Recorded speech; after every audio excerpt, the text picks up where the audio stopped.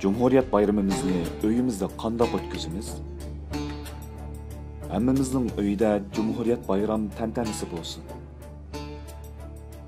İnsanlar uchun davlat va vatan qanchalik muhim bo'lsa, davlatini, tarixini, qurg'uvchilarini va davlat qurish yo'llarida jonlarini fido qilgan shahidlarni aslash va avlodlarga unutildirmaslik, avloddan avlodga meros qoldirishmi shuncha muhimdir.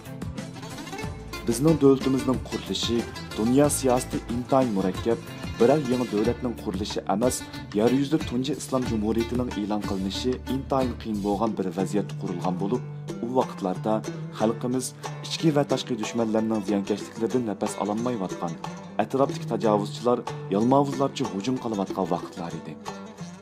Mushundaq mushkul vaziyatda xalqimizning har tarafdan yordamsiz qo'yilishi, har xil qarindosh sifatliklarning xoinlik qilish sababli bu davlatni e'lon qilguncha to'kilgan qonlar, to'lgan badallarning haddi hisobi yo'qdir.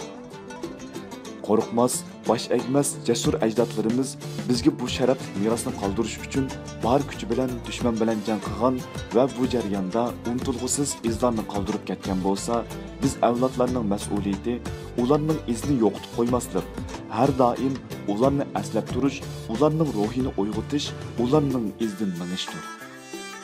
Daim ular yaratgan shonliq tariximizni, davlatimizni aslatish, qalblarda yoshitish bizning u izdan adashmasligimiz uchun shartdir.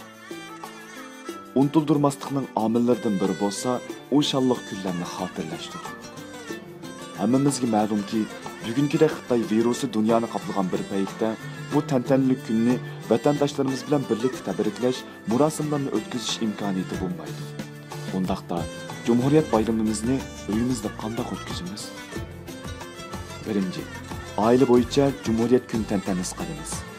Ikkinchi, uyimizdan derazalardan shonliq ko'k bayrog'imizni chiqarib osamiz. Uchinchi, butun oila a'zolari bilan birlikda istiqlol marshini o'qiymiz. To'rtinchi, ikki Cumhuriyetimizning qurilishini bolalarimizga so'zlab beramiz. Beshinchi, to'rda o'rinlashtirilgan Cumhuriyet kun tabriklash faoliyatlariga oila bo'yicha qatnashamiz. Oltinchi, butun bir kun chiroyli kiyimlarni kiyib, yaxshi tamoqlarni tayyorlab, bu kunning tantanasini oilamizda yashaymiz. Yettinchi, o'zaro Cumhuriyet tabrik salomlari yo'llashimiz.